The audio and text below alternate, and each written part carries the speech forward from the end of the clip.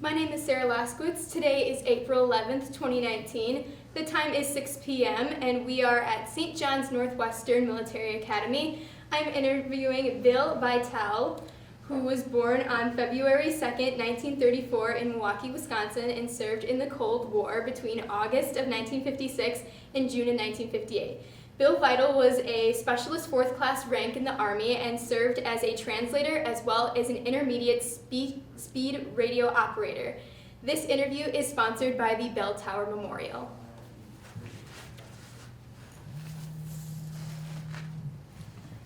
So what were you doing before you entered the service?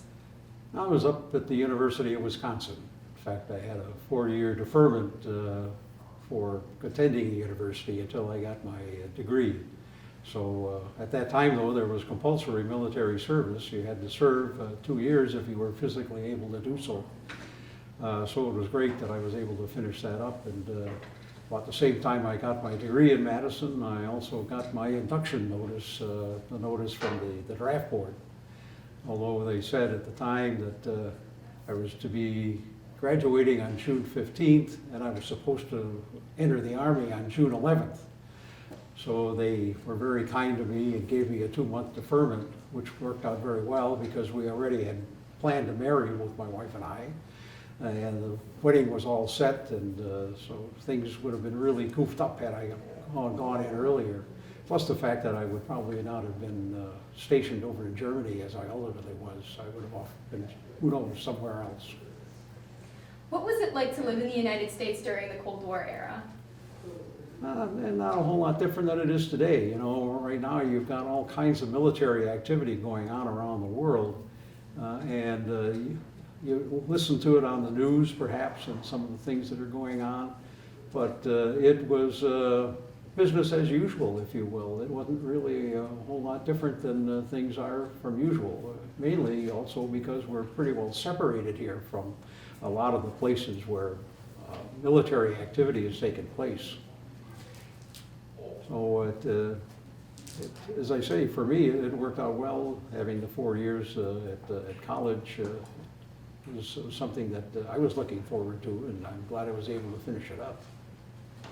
How did it feel to be drafted, and how did your family react to the news of you being drafted? Well, I knew it was going to happen. I mean, it was just a matter of timing, that's all. And my parents were pretty well expecting it as well.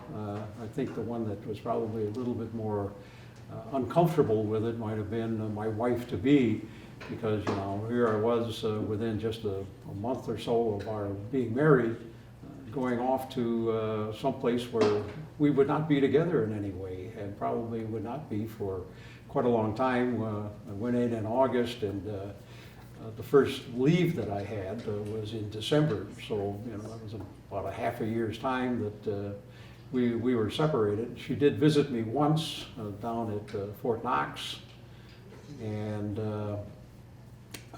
so I guess she was the one that probably had the toughest time of it. Fortunately, she had a job as a teacher, so she was kept busy with that. You know how school kids are. School kids will keep you busy. Can you tell me a bit about like your early weeks of training and how you adapted to military life? Well, it's something that I guess helps because you're there with a lot of other guys. I mean, if you were just trying to do this all by yourself, it would be kind of difficult, especially with the fact that, you know, the military, I shouldn't say expects obedience, but they do expect that you react and that you behave properly. And it's a whole lot better to be able to do that when you're with a bunch of guys who are all in the same circumstance. They know what you're going through and you know what they're going through, because everybody's doing the same thing. But I brought along something that I think we looked at before, which is kind of a yearbook of the basic training that I went through, which was down at Fort Knox, and started, well, I entered first of all by going to Fort Leonard Wood over in Missouri, and we were there for about 2 days. I had my first meal in the Army that morning with some SOS, as they called it. It's good stuff. And then we went over to Fort Knox, and I spent time over there. And this book here kind of shows all of the different things that we went through. First time I ever had a rifle in my hand. I had never had, my dad was not a hunter, so I didn't go out doing anything like that. So it was the first time I had a gun in my hand. It was the first time also I went into a house of gas with a gas mask on. You don't ordinarily do that while you're in college, that's for sure. Can you tell me how the travel through the North Atlantic Ocean was with the 11th Army Armored Cavalry Regiment to Regensburg, Germany? Well, we started out in going from Fort Knox over to New York City and took off waving goodbye to the Statue of Liberty as we went on by.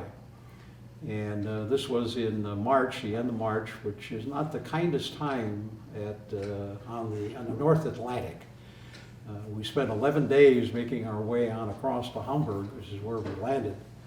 And then from there, took a train down to Regensburg. But the group that went was the entire 11th Armored Cavalry Regiment. And that was comprised of 3 battalions, 1st, 2nd, and 3rd Battalion. And I was in the 3rd Battalion and in Company I, which was one of what they call just a regular company of tanks and all that kind of stuff. And it was in March, and the ocean was going in a number of different directions, this way and that way, and the boats were going along with that. So most of the guys in our group had buckets under their arm most of the time because you had to take care of breakfast, coming up with breakfast between breakfast and lunch. It was rough. The stomach is not accustomed to all that rolling around. But and there were some guys that spent most of the time up on deck as opposed to being down below where all the sleeping quarters and that sort of thing were. And we lost a couple of guys on the ocean. I mean, they were just swept off of the deck by the water coming over. So it was not an easy crossing. And I guess the thing that I remember most about coming toward the end of it was seeing the white cliffs of Dover along the North Sea, as you see part of England coming up in the southern part of England. And it was nice just to see land finally, rather than the water. Can you describe your experience as an intermediate speed radio operator in the war? Well, the nice thing about it was that by the time I got involved, while you received training as an intermediate speed radio operator, and that is the use of the Morse code, did-it-it-it, da-da-da, did-it-it-it, which is SOS. But by the time I got over to Germany, they had pretty well done away with that, and most of our communication was by voice on radio. In fact, if I try to remember today any of the Morse code other than the SOS, it's just not there anymore. It was something that very quickly found another way to do it, just like today, all these new technologies coming about, going from one type of phone to another more sophisticated type of phone. Well, that was the same sort of thing that happened at that time with the technology that was there. Can you describe your experience as well as a translator during the war? As a which? As a translator during the war? Oh, well, yeah. Both my parents come from Germany, and of course I was over in Germany, and we spoke quite a bit of German at home. In fact, I have a brother who's 3 years older, and his teacher called my mother in, and she said, "You better start talking English to that kid, otherwise he's going to really have a tough time in school." So we did get to do a little bit more English along the way, but I retained enough of the German, and fortunately the segment of Germany that I was stationed in was Bavaria, which is southern Germany, and which is a segment of Germany that my parents came from. So the dialect as they call it, the version of German that they spoke was something that came pretty close to what I knew as the German language.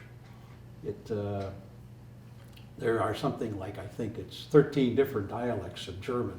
It's kind of like some of the people down in the southern part of the United States, you know, they speak a little bit goofy to when we think about how English ought to be spoken. It's the same sort of a thing in not only Germany, but really in many different parts of the world. What were your living conditions like while you were in Regensburg? Well, because my wife was with me, and that's another part of the story, I guess, we lived off post in a German home.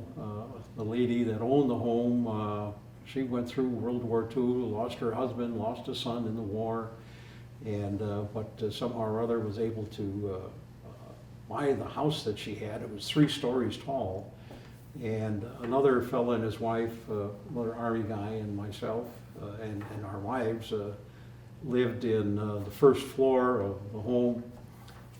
We each had a room, and that was our room. I mean, you had your bed, you had a table, you had a couple of chairs, no television, you know, none of that sort of stuff. You did quite a bit of reading. But the other couple had another room next to us, and then we shared a kitchen and a bathroom and a toilet. The toilet was separate. That was a little separate room by itself, but we shared that with them. And when Bob was in town and I was in town, we would always eat our meals together, so that worked out pretty well. And it was actually kind of a military house, because the guy that lived upstairs from us was with the Air Force. There was an Air Force unit stationed in Regensburg also. And the guy up above him on the 3rd floor was a veteran of the German Army. So I guess we kind of made it into a military establishment. But it was out about a half a mile from our camp that we were stationed at. So I was able to walk back and forth, but at least I could leave the Army, if you will, when I left the post, and come back to it when I came back in the morning. But other than that, you were pretty well free to do pretty much what you wanted to. How did your rank change throughout your years in the Army to becoming a specialist fourth class? Well, I've seen that a couple of times, that I don't remember that I became a specialist 4th class. I think that must have happened just about the time that I was let go or set out. And it's one of those things that just happens over time as you get a little more experience in what you're doing and radio operating, and then I went on to a number of other different jobs as well. Well, it's like in business, you know, you get some experience, and that experience is something that's valuable, so the pay increases come along with it. Although the pay increases were not really all that much. I think when I first went over, I was making $78 a month, and I think that went all the way up to $94 a month. So the increase in rank didn't really do a whole lot, but it kind of helped. And it kind of helped as you were within the post. Fort Riley was where we were, not Fort Riley, why can't I think of the name right now? But our post was all pretty much the same. Everybody else was about the same ranking. Since you were a first-generation American from Germany, once you were stationed in Germany, did you get to see a lot of your relatives while off duty? Oh, yeah. That was one of the great things about being stationed over there. Regensburg is about 80 miles north of Munich, which is where my mother's from. And it's on the Danube, and then about 80 miles to the east is Deggendorf, which is where my dad came from. So especially after I moved on over to the battalion headquarters from the line company, was able to go ahead and, should I be standing up to salute?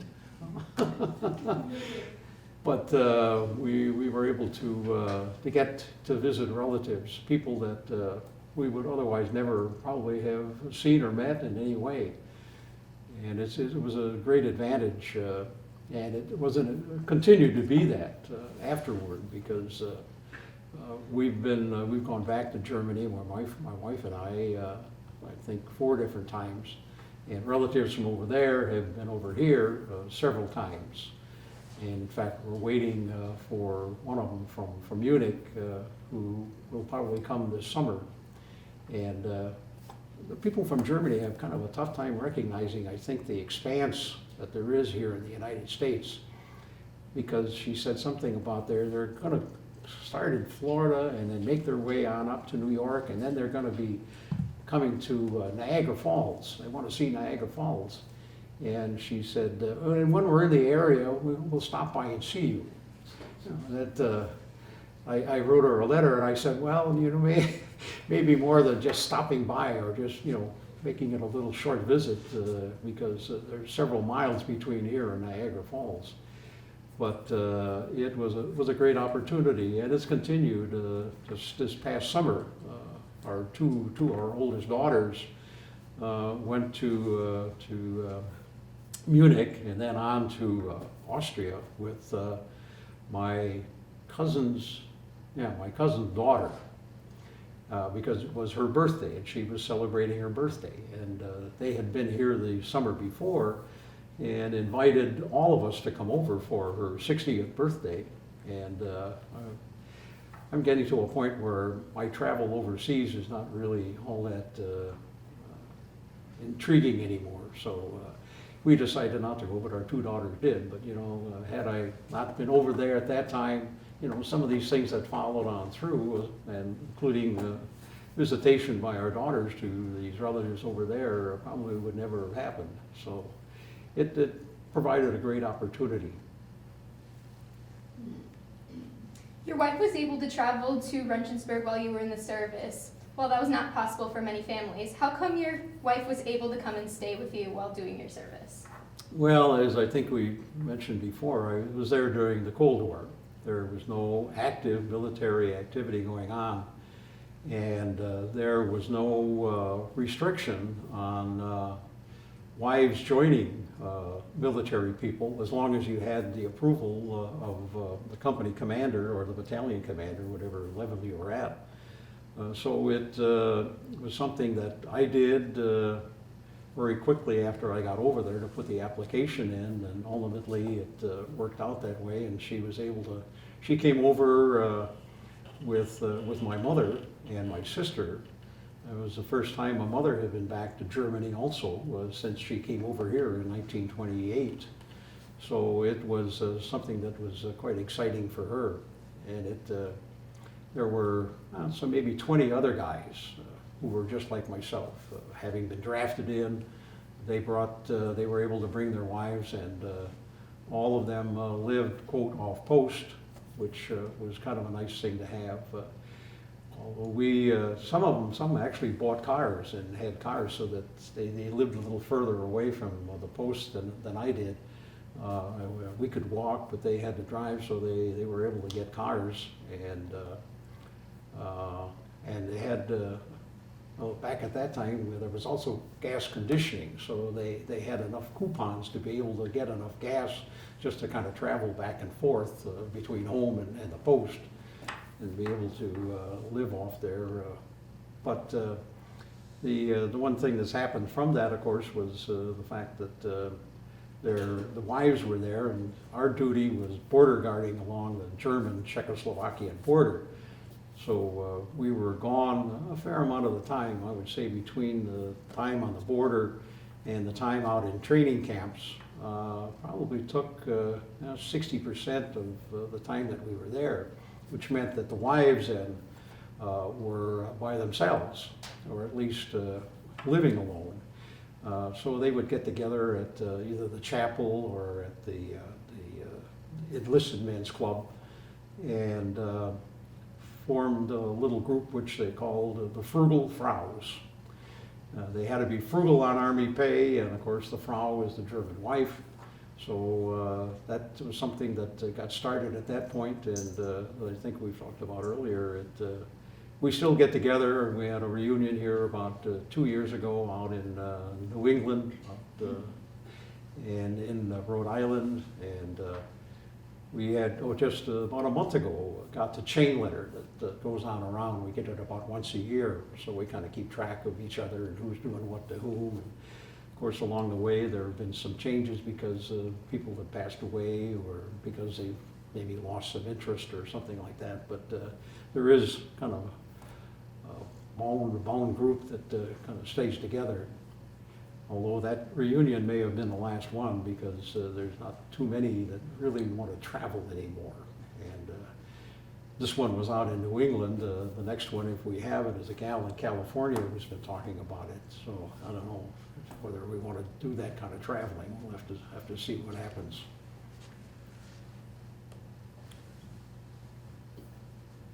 How did Germany's economic and political situation affect your life while serving in the Cold War? It didn't really. We were there starting in, in 1957, and by that time Germany had pretty well been repaired from the damages that were done during the war. Streetcars were operating, and taxis were around. The streets were all repaired. There was no potholes of any kind really in Regensburg anyway. The only remembrance that there is, or at that time that there was of the war, was the Steinerne Brücke, or the old stone bridge, which crossed the Danube River.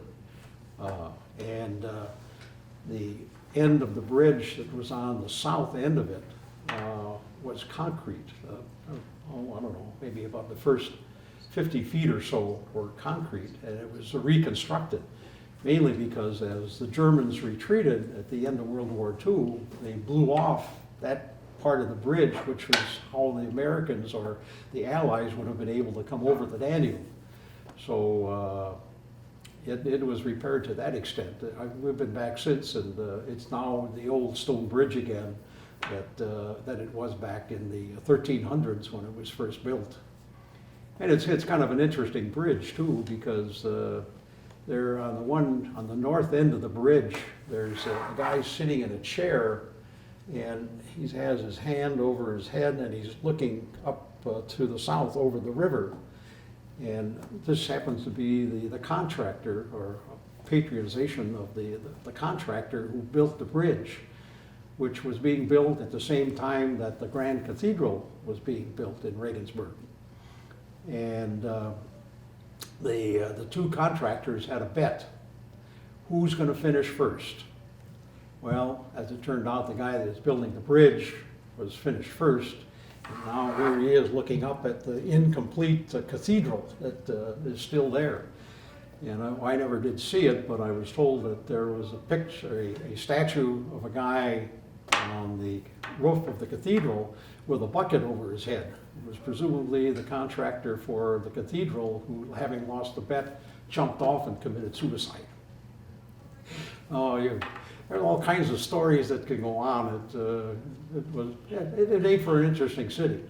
But some of the other construction that went on, I maybe should have brought it along, but it's a book that my mother's sister sent to her that was published in 1956, I think it was, which was now, maybe 12 years after the end of World War II, and had numerous pictures in there of places that were bombed, and showing all the rubble and everything else, the collapsing of the buildings that had occurred from the bombing. And then the picture next to it showing what it was now in, say, 1956. And I would say that Munich was probably 90 to 95% repaired in that 12-year period, which is really something when you think about all the destruction that went on, because the city probably was 60% destroyed just from all the bombings that took place during the war. Can you describe your experiences when there was an alert on duty? Oh, yeah. Well, we lived off post, as I said before, and one of the things that we had to do was to provide a telephone number that we could be contacted if there was an alert. And an alert was something that occurred about 4 o'clock in the morning, which said, okay, you guys have to mechanize, get out of your camp and get off into the countryside, and here's where you're going in the countryside. Well, we made a deal with the lady next door who had a telephone to provide her telephone number for what went on when the alert was called, so that she could then inform us. And part of that deal also was the fact that she was one of the few people in the neighborhood that had a refrigerator. And because of that, she was able to keep beer cold. So we told her that we'd buy our beer from her if we could give her a telephone number there at the post, which we did. And it was always interesting because if this was supposed to be a surprise of any kind, or not, or kept a secret, it surely wasn't in our neighborhood, because when she got that phone call, she'd go running out in the street and yelling, alarm, alarm, alarm. Neighbors would get on, the lights would go on around the neighborhood and so on, and then she'd come over and rap on our window and get us up. So it was an exciting thing that way. But then we got over to the post, and all of the units and all of the soldiers in the 11th Armored Cav had transportation of some kind. Tanks, personnel carriers, howitzer tank-like things, jeeps, trucks, all kinds of things. So we were, quote, fully mechanized and fully transportable. But you were also going out into the countryside on some small roads, out into the farmlands, if you will, and in the dark. And German farmers weren't always that careful of how they dealt with some of their animals, especially chickens. They would, at the end of an alert, we'd usually have about 3 claims for chickens that were killed by a tank or a truck or something that ran over them. And as I think we talked about a little bit earlier, I had some German background, so I was part of the battalion interpreter. And I'd go out with one of the officers to try to settle the claim that this farmer would have. And the interesting thing about it is that with chickens anyway, the deal was not a matter of settling the price of what that chicken was worth, but rather how many eggs that chicken would lay over its lifetime. So that then had to be included within the total value of the claim. And it got to be kind of interesting dealing back and forth with these people. And it helped to be able to know some of the German dialect, because while the dialect is rather faint in the city, when you get out in the countryside, every village almost had its own way of speaking, so it got to be interesting. So when was the end of your service in Regensburg, Germany, and why were you able to return to the United States? Well, I was drafted in, and that is a 2-year term. And so I went in August, early August of 1956, and my time was up then in July of 1958. And that has a little bit of a story to it as well, because the original plan was for my wife to fly home, and then I would come home with the battalion guys, all the guys that were going back on another boat going across the Atlantic. Fortunately, it'd be in the summertime, so it wouldn't be rolling quite as much. But my wife wrote about this to her mother, and her mother then wrote a letter to what's his name, Jim Sensenbrenner, who's still our representative today in Congress, telling him that, my daughter is over in Germany there, and she's going to have to come back separate from her husband, and went on and on and on, as mothers can do. And the next thing I knew, I was called over to the battalion offices, saying, I don't know what you did, but you're going to be flying back with your wife. And he showed me this letter that came from Representative Sensenbrenner that told about what happened and what he did, and he was able to changed the Army's mind somehow or other. So we came back and then were let out of the Army back in New Jersey. I've forgotten the name of the fort right now, but that's where I ended up in New Jersey. And so it was an interesting time. You know, I could feel for guys who had service time during an active military situation, because you know, we kept training, we kept doing things that would help us to deal with those situations if they ever occurred. And it was, in fact, there was something going on in Lebanon in 1958, about the time that I was to come back. And there was some talk about the fact that, hey, maybe we'll have to extend the time for some of these guys because there's going to be some need over in Lebanon. As it turned out, that kind of faded away, so we were able to come back. But you know, the threat is always there.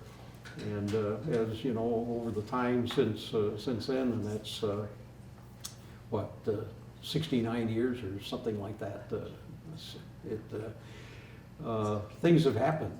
And a lot of military activity has taken place that, well, following the time that I was in, of course, Vietnam was a big factor. But that all changes.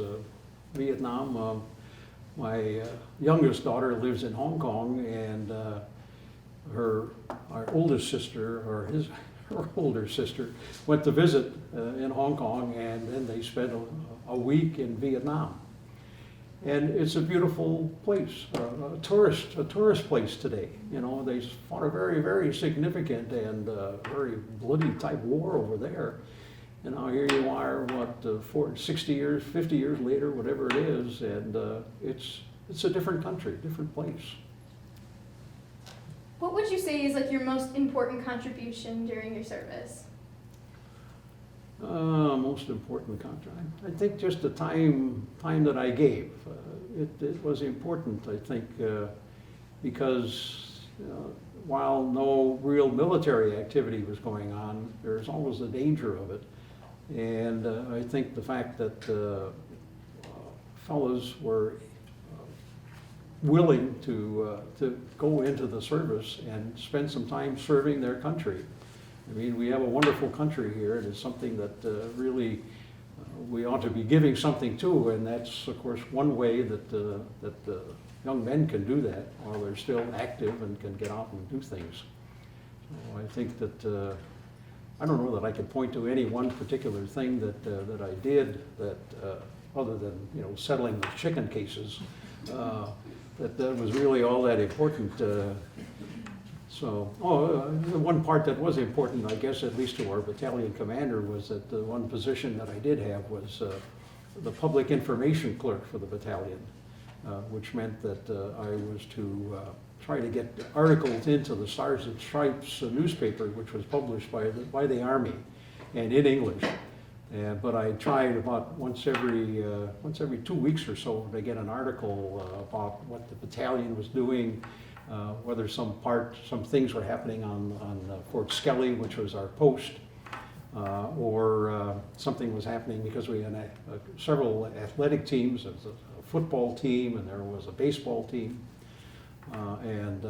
So I would write reports on that and take pictures. And as long as I took the colonel's picture once a month or so, he seemed to be very happy with that. Got all kinds of things that go on.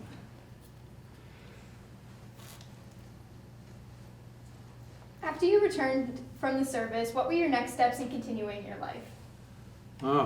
Well, our first 8 wedding anniversaries were each spent at a different address, including the time that I was in the military. But came back from Germany, and one of the things that I had done before graduating was to go through some interviews, and the one that was most intriguing for me was General Mills. I have a degree in agriculture with a major in agronomy, which is the study of field crops. And I'm a city boy. I was born and raised in Milwaukee, So not sure really why that all came to me, but nonetheless I went to the ag school up there. And at that time General Mills still had a feed division, that is producing animal feeds. And they had just put in a new system for formulating feeds that took the cost of the ingredients into account to try to get the most nutritious combination at the cheapest price. So that was the first job that I had, and then I went on to a number of other different things. I headed up that department for a while, and then we moved down to Kansas City, also with General Mills. And because of turkeys, I had to leave Kansas City. Back at that Missouri grows something like 50% of the turkeys in the United States. And that year, that was 1960, the fall of 61, going into the Thanksgiving market where most turkeys are sold, birds were going to market at $1 a bird loss. And if you had a farmer who you were helping finance the feed for, who had anywhere from, say, 15 to 25,000 turkeys that he was feeding out, that was a pretty good size loss. So whenever I say, why did I move from Kansas City? Well, I can blame those turkeys. They were the ones that got me there, and all the money that was lost on them. Then I came back here, and I went to work for Alice Chalmers, and that continued for 38 years. In fact, I could say I have the distinction of being the last guy out when I turn off the lights and shut the door on Alice Chalmers here in Milwaukee. And the attorneys wanted a continuing presence of the company in the state of Wisconsin, so registration for the telephone number and address for Alice Chalmers became my home address and my home phone number. And I still get calls from time to time, people saying, hey, I need a part. And one guy called from India, he needed a part for a turbine, it gets to be kind of interesting, some of the stuff that's there. And one of the other things that I found interesting as well, and that a lady called about 8 months ago and said, we have a letter that came from my grandfather. We found it in his safe deposit box, thanking him for participation in the atomic bomb program. The atomic bomb was developed during the end of World War II. And I said, well, I don't really have much information on that, but I do have a book written by a historian on the industrial heritage, which is the history of Alice Chalmers. And in there, it talks about the fact that Alice Chalmers was a very important part of the development of all the activities leading up to the Manhattan Project, as they called it, of the atomic bomb. And in terms of total volume of product, Alice Chalmers was #1 in the country for providing volume of product for the atomic bomb program. So you get all kinds of different things that go on. But 38 years at one place is quite a long time, and you get to know a lot of people. And I keep reading obituaries, of course, now about what's going on. So. One last question. Is there anything that you've learned from your experience in the war that you would like to pass on to future generations? Well, I think I tie it back to the military and what I mentioned. That is that, we're living in a great country, a country that provides all kinds of opportunity for us if we take advantage of those opportunities and so on. And it needs protection. And there's all kinds of things that go on in Washington that I guess you might not always agree with, but nonetheless, it's reality. And at some point in time, someone has to go out there and defend what's going on. And I think that's important. I think that was one of the things that I learned, that you have to make contributions back to your country.